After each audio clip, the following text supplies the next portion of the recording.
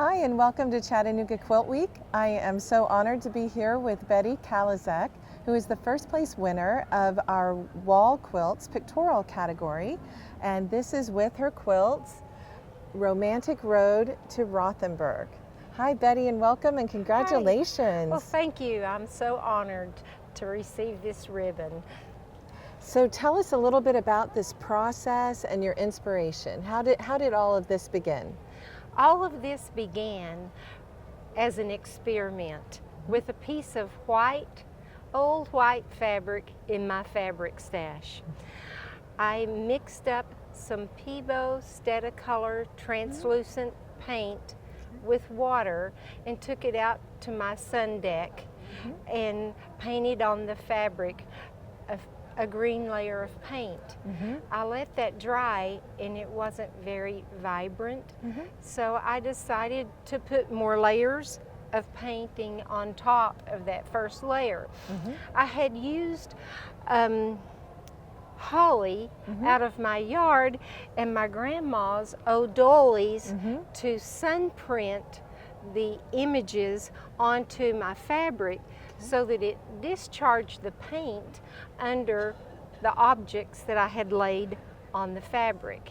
So when the piece dried, it was green everywhere except there was white under those objects that I had laid on the fabric.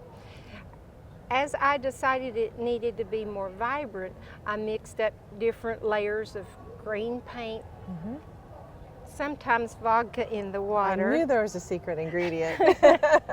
and would paint on the different layers.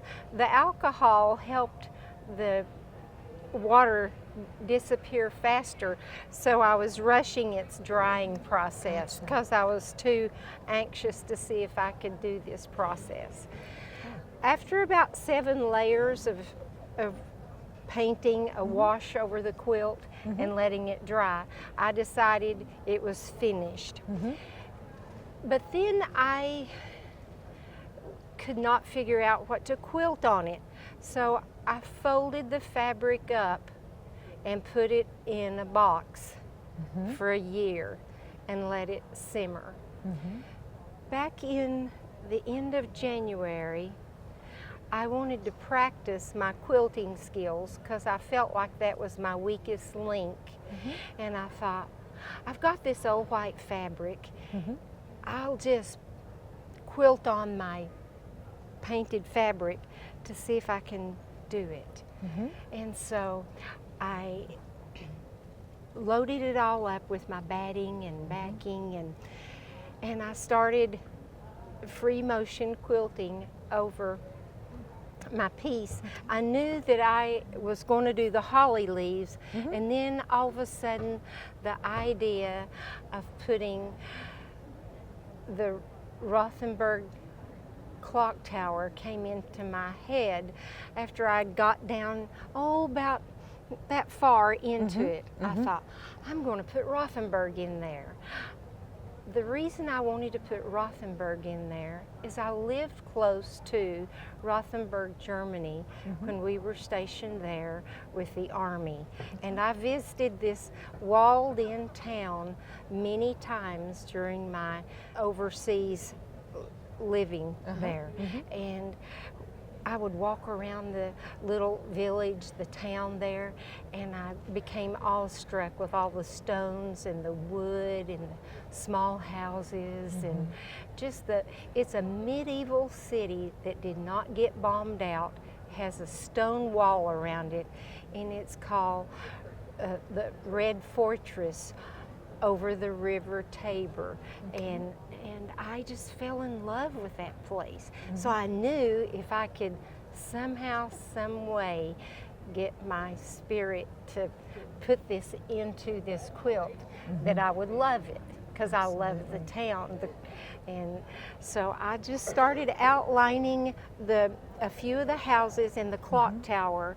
And is this by memory, or did you have a photograph to go on, or was this just all from the heart? Well, it started out as yes to all. Okay.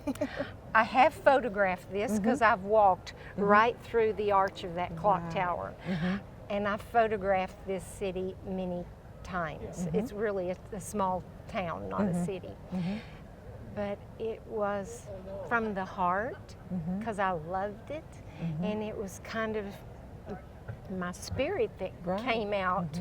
I wanted to preserve that for me and my children before I forget. Absolutely. So absolutely. I just started putting this on there, you know, with my thread. Then as I started thread painting it, I thought, well, this might be pretty good.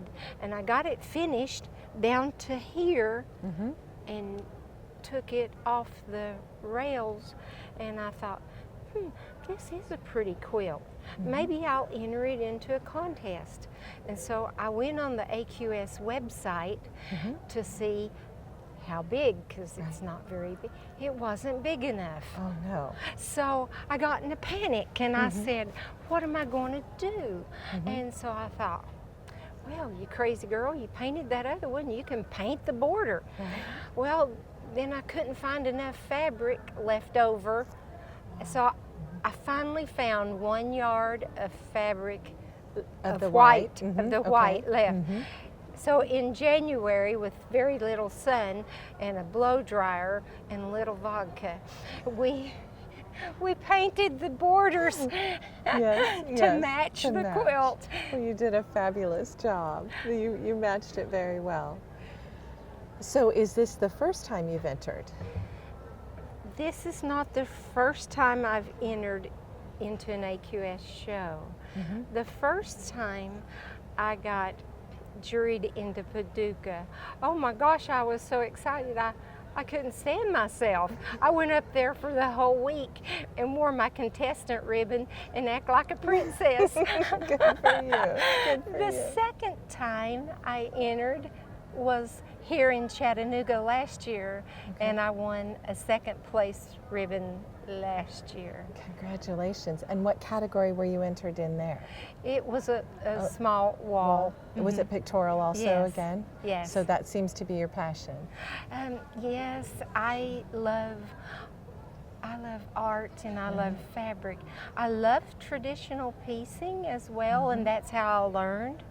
But I like all the traditional ways and all the rules, and I want to break every one of them. There you go. There you go. Well, she also has a little surprise on the back for us. So let's turn the quilt over and see what that looks like. So Betty, tell us about this beautiful backing and the surprise that you found in the process of creating the quilt. Well, I didn't realize that I had a picture on the back till I was finished. However, in the beginning stages when I was painting the fabric for the front, I took a yard of commercial fabric with snowflakes on it, and I was going to overpaint it to match the hue of the fabric on the front. So I overpainted it and put the snowflake designs on the back. And when I had originally quilted the quilt, I only had enough of the backing fabric to do the original center square. I did not have enough to do the borders because I had to paint those a year later after I took the fabric out of the box. So this is a commercial batik that I appliqued the border onto the back, hand appliqued the border onto the back. Boy, was I tired of hand appliquing after going through all those layers. But and then of course I love labels.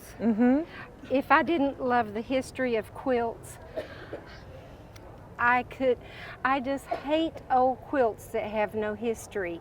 So I hand painted the label for the back of this quilt to match the front and put the name and the year and the address so that when I am gone and someone has this quilt in their possession, they know where this quilt came from. Well, it's a beautiful touch and really completes the piece. And Thank also, you. one more question. Tell us what machines and how did that process work, and what do you use at home in your studio? Well, I have a Faft 4.0, which is just a domestic sewing machine, and I used it to sew my piece work with. I also have a Tin Lizzie long arm that I took off of the frame. long rails, and it still has rails, but I set down to it, real you low to adapted. the ground. Sure. So I had to operate on my equipment to make it work for me. Very so good. I have kind of jerry-rigged it. Well, there you go. Well, it sounds like it did a perfect job for you. Thank you so much. This was a happy accident, the back. I did not know it had a picture on the back till it was done. Betty, thank you so much for your time today and sharing this beautiful quilt with us. And we hope to see your next creation at a future Quilt Week. And we hope that you too will come to our website and learn more about entering your art. And we hope to see your quilt in an upcoming Quilt Week. Thank you so much for allowing me to be a part of this. It is indeed an honor. You're welcome.